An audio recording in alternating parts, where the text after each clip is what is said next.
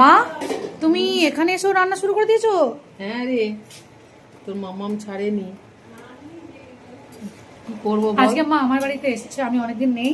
আমার বাড়িতে আজকে নিমন্ত্রণ, তাই বলে রাখি। পাপা এনেছে হাঁস।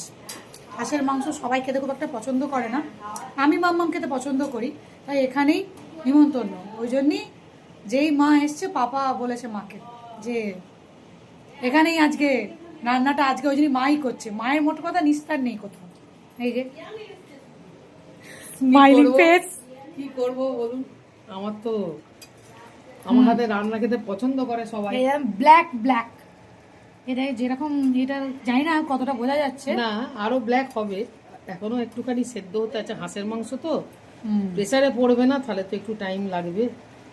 হাঁসের মাংস রান্না করতে কিন্তু অনেকটা সময় লাগে, আর কড়াতে করলে তার একটা আলাদাই টেস্ট থাকে। আর আরেকটা কথা বলে রাখি যে মায়ের হাতের হাঁসের মাংস খেতে মোটামুটি সবাই খুব ভালোবাসে।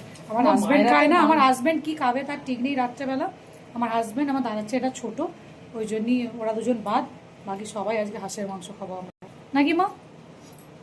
আর আমার হাতে এই ব্ল্যাক মাংসটা আমার হাতেই হয়ে যায় আর কি।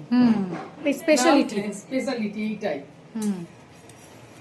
আমি আজকে সকাল থেকে থাকিনি, আমার মেয়েটা এখানে ছিল। আমার একটা অ্যাবাকাসের একটা আজকে একটা ইভেন্ট ছিল, সেখানে আমি গেছিলাম।